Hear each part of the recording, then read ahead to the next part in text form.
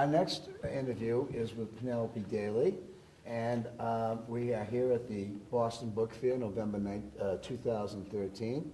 And Penny, like I asked most people, tell us something about your background, your family. Do you have siblings? What your mom and dad did? Where were you brought up? Where were you born, etc. Take us up through your college years, sort of like a little biography.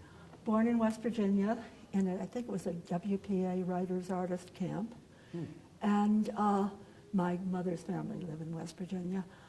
And then moved to, I guess, Manhattan, where my father was editor of a magazine called Cinema Arts, which didn't last for a long time, but it was one of the really It was a nice one. high-end movie magazines. That's probably He was why.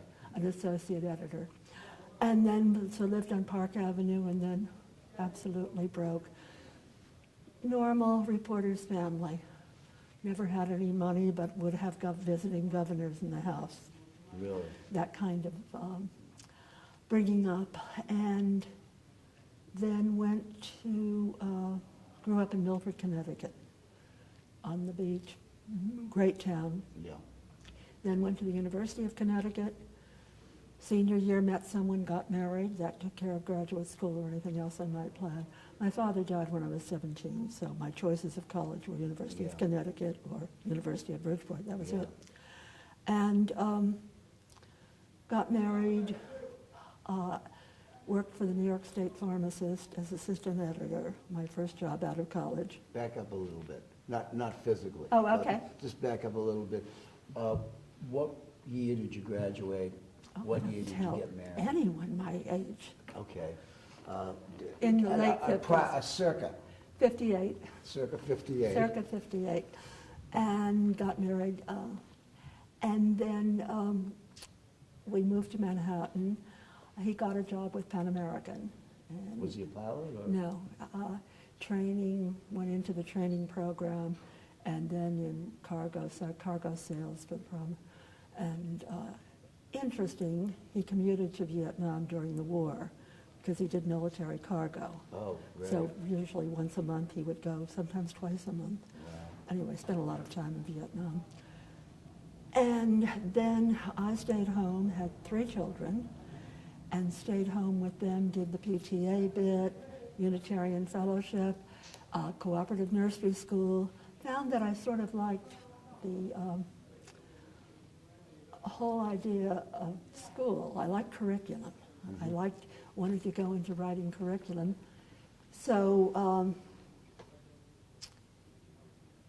decided, friends said, why don't you try teaching? And I said, I don't think I'd be a very good teacher, and try it. So a friend of ours was principal of a high school.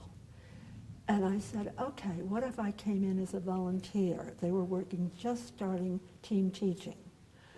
And Jim said, you could do it, you won't get any credit for it, and you're certainly not going to get paid. And I said, before I run out and get a master's degree, I'd like to see if I like it. Yeah. So I lucked out in that the 10th and 11th grade were going into team teaching. So the English teachers were learning social studies, and the social studies teachers were learning English. So as an English major with no history background, I lucked out. Then, so I did that from September, October maybe, through January. And then I said I would substitute and try it. Not in my own district. I promised my own kids I would not. It would not be a substitute there. And then someone had a heart attack. So they said even though I didn't have any education credits, I was more qualified because of the team teaching. So I taught for a year, and till June. And then the following year I became a permanent substitute for maybe 2 years, and said I'd get a master's when I got a job. And then I got a job in the social studies department in Northport, and went out and got my master's at Stony Brook. Stony Brook. And taught for 20 years. Meanwhile, at one point, B. Coriel, who was my former book partner, and 2 other friends had been doing the book sales at the Unitarian Fellowship on Sunday. And one day, look, at that time, and you're talking the 60s somewhere, you went into a used bookstore and there were just books, Everywhere. no categories. Yeah. And we thought, wouldn't it be fun to do a bookstore that had categories? Just, West, mystery, somehow separate. Our husbands all thought it was a ridiculous idea. So Patsy went into politics, Bea went back to get another degree, and I can't even remember, Mary Crumbine went to work for one of the universities, and I went into teaching. About 15 years later, my daughter started dating someone who was in law school who was a book collector. He came into the house one day with a large box of books that he had bought at a church sale and said, "What do you think of going into the book business?" My daughter said, "You have an attention span of 24 seconds and you have one of 28 seconds," and walked out of the room. And I walked to the phone and called Bea. Said, "What do you think of going into the book business?" So we did. And we would go garage sailing. And our rules were very simple. We would buy books, but we didn't really know if we were going to be permanent partners. So we bought them separately. However, if a book was expensive, $10, That was we your would rule? share. Okay. We would share because we didn't want to fight over a good book. Right. So we went upstate at one point, and we went to Cazenovia. And there was a book sale, a large book sale, and there was a book show going on. No. We did not know that every dealer on the East Coast was at this book sale. And they had a special room. And I stood for a good 10 minutes probably with the Roosevelt Bears in my hand. But Bea specialized in children. I didn't know children's books, but I knew this had to be a good book. And I can't remember if it was $10 or $20. But meanwhile, you have all the book dealers in the world, pulling books off. Yeah. And I decided I'll make a decision. I'll buy the book. And we sold it to Bob Seymour at the first book show we did for something like $100. I mean, great. that was one of the biggest. When was your first book show? Do you remember? I don't. It was at the time the Long Island show had a long waiting list, and we just got in. Oh, God, I really don't. It has to be 10 or 12? 15? No, it had to be 84, maybe. 84. That's almost 30 years ago. 87, maybe 89. In that circa. In that circa. Because Jim finished law school and now does a lot of political ephemera and does a couple of book shows, paper shows really, but is no longer a partner. And then Bea retired about 10 years ago because her husband was sick, her mother, and it was just too much for her. And then, so I was on my own for quite a while, and then Peggy Sacco worked for me, and then she left to make real money. Went into a family that came back about 3 years ago and said, "I'd really like the book business." So she became my partner and hasn't made any money since. And she now has 2 kids in college, or one in college.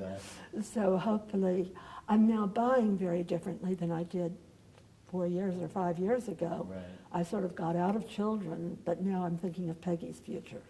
Yeah. So buying for long term in some things, which I wasn't doing. What was your first year as a bookseller? Had to be, we did it, but that year we did the show. 80-something, late 80s. Late 80s. Late 80s. And how many book fairs do you do, or book shows do you do in the course of a year? Okay, I've changed. I was doing 2 or 3 Manhattan. I did Seattle for a couple of years. I did San Francisco 2 or 3 times. But I would make enough to pay expenses and spend a week. Yeah. And if one is going out with Taylor Bowie, you have to have enough to eat. Well, yeah. And eat and eat. Neat. But I can't do that now. It wouldn't be fair to Peggy. No. So now, if we end up making more money, I'll do that again, but not, now I just do Greenwich Village, the 2 Long Island shows, and Boston. Yeah. I can't afford to do New York. Well, you know, you need to have a certain kind of You inventory. do, and we to don't. be able to do that. And we don't. And I think it's the same, is true of San Francisco and Los Angeles. Well, San Francisco, I have more funky books. San Yeah, Francisco, yeah, I did well. It's a good place to sell. But there are other reasons too, with Seattle and San Francisco. Spending a week out there, cost me $10 or $12 to go to Manhattan for the day. Yeah. Where San Francisco and Seattle, I really want to spend a week. Maybe if I lived in California, I'd do the New York show if I, or Yeah. if I suddenly got a tremendous buy. But Yeah, but I also know, Penny, that you've done some international stuff. You've been to I've- some international congresses. oh, I've been to the ILAB congresses. I cannot recommend highly enough. They're fabulous, They are aren't they? fantastic. First one I went to was Scotland. You were Yeah, there. over there, yeah. And the people I've met, the places I've seen, obviously, if you're married to someone who works for Pan American and you have no money, my philosophy in bringing up children was take them to Thailand. They can go to the Grand Canyon when they grow up. So we did, traveled a lot, and travel is extremely important to me. Yeah, it's also expensive these days. That's why I'm not going to Paris this year. Really. I wish I could. Yeah, I haven't seen the program, but I I understand. haven't seen the it's- program either, but we did it in 1990? No, was that Tokyo? I didn't go I to can't Tokyo. remember, yeah, but Bologna was fantastic. did you like that? I loved it. I mean, most people don't realize that it's a true education to go to an I've tried to international talk people congress. in, You meet into so many going. interesting people, and you learn about bookselling and and other you places. see things that you would never Never see. see. And you go to museums, and all, it's a wonderful experience. Everybody should do it. I agree. I spent last night at the library talking Barbara Cohen into doing it, saying you've just got to go to Paris. Yeah, it's a wonderful experience. So here you are. You've been in the book business X number, circa At least 20 years. Circa 20 years. 25. and you apparently enjoy it, I love it. and it's in your bloodstream, and you can't get it Absolutely. out, can you? No, and I don't want to. The unfortunate thing is my father used to get lots of review copies, but in the 40s, it was the thing to do. Yeah. To take off the dust jacket or use it to put your coffee cup on. Yeah. That's what I was taught to do. They didn't know. And they didn't care. Yeah. I would say that my parents probably wouldn't care today. Really. They cared what the book was It's about, not the dust not jacket. the dust jacket. And it's just the opposite with those It's- collectors. They don't right. care much about the book, Right. but the dust jacket. If Absolutely. it's there, it's one thing. If it's not, it's a nose and a Right. story. But that's a different kind of business than what you and I Right. like to do. So you were attracted to the book business. Oh, I was in bookstores when I was 10. Yeah. But I was an accumulator. I am not a collector. The only thing I've ever collected are editions of Pride and Prejudice. However, if someone gave me a first edition of Pride and Prejudice, I'd sell it. Where I've kept the odd dust jacket, and I don't think, I probably have in the house, well, we've got about 8,000 books online. There must be 10,000 books in my house, maybe 15,000. Of that, there is one very small bookcase in the living room that are my books, that are not for sale. Yeah. But of course, you've got 600 reference books that are also not for sale, that are worthless today. But Pretty much. and on that little bookcase, there is one present I got of a partial edition of Gulliver's Travels. And I don't think there is another book that's worth over $5. I mean, there was one my father wrote. There are a couple of, an ex-library book of poetry, and several editions of Pride and Prejudice. So probably the total worth of that bookcase, forget the Gulliver's Travels, is maybe $100, if that, maybe $50. Is there a few about there? I'm not a collector, but an accumulator.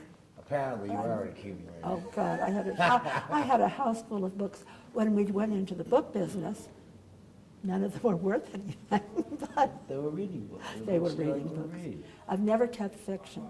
I've always kept nonfiction.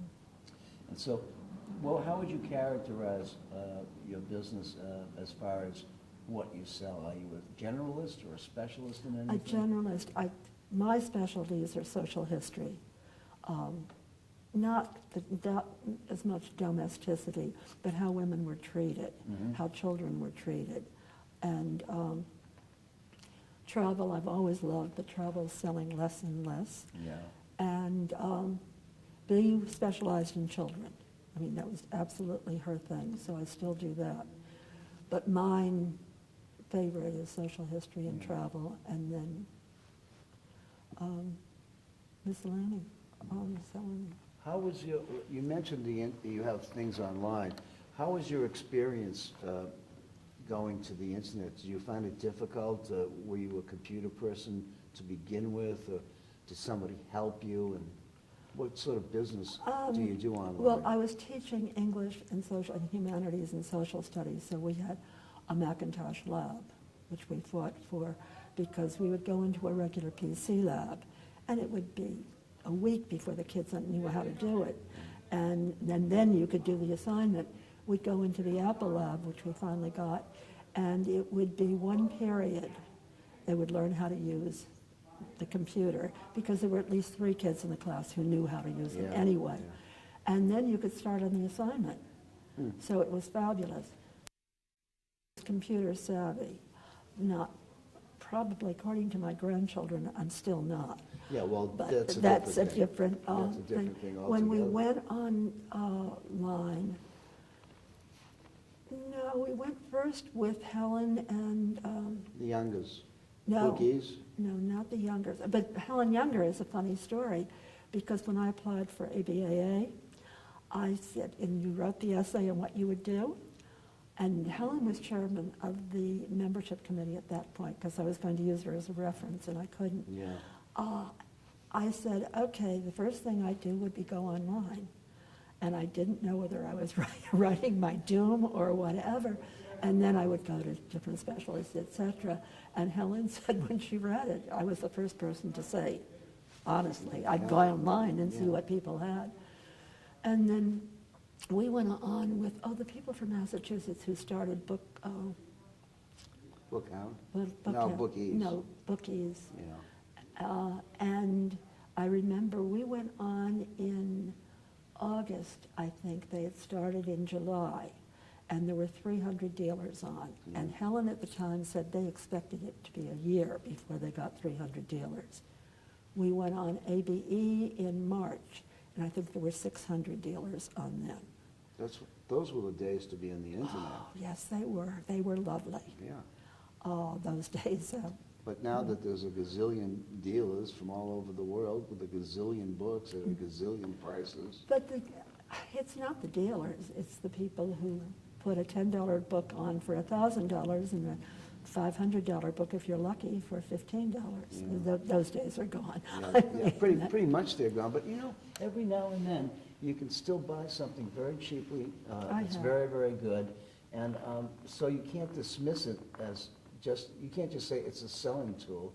It's also a wonderful buying tool if you know how to use it. It's a particularly excellent buying tool by people like my son-in-law, who knows who ran for president in 1892, I'm not sure that's an election year, and who lost, or who ran for whatever in Massachusetts or California.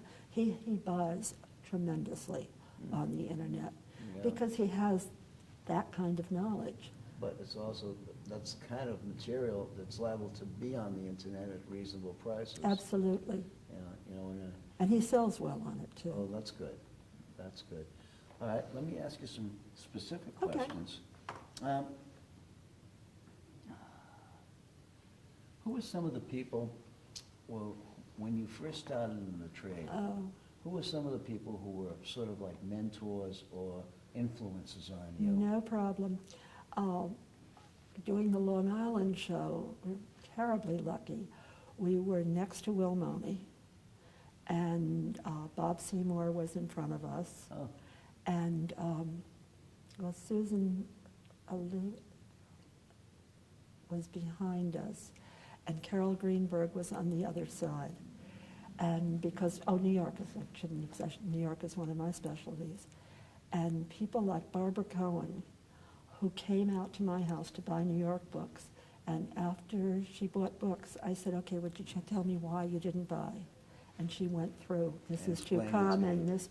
Barbara spent so much time. Helen Younger, and, oh my Lord, my mind just went as far as memory. Other children's dealers. Justin was very helpful every time you asked him a question, but I didn't know him well. Yeah. He was across from us in Boston one year and next in San Francisco. Maryland. Why can't I think? I'm embarrassed as far as names. Fantastic children's dealer. It's not a field that No, I but know anything you know about, her, but I never. Riesler, Oh, Joanne. Joanne Riesler. Joanne. Very, very helpful. You know, I think they've stopped doing book fairs. I haven't seen Oh, them lately. well, that's because John. Oh, Don's not well? No, he died. Oh, I didn't know that. And When did that occur? 2 years ago, he did the San Francisco Fair. About 4 years ago, he had bone cancer, and I'm pretty sure. And they've had a rough time, Yeah. the two of them, but they're very, very helpful. Will Money taught me probably the best lesson is don't be greedy. Yeah. Try to get good things and price them reasonably. And learned a great deal from him. I've learned so much from so many people. Learned a valuable lesson this week. Oh?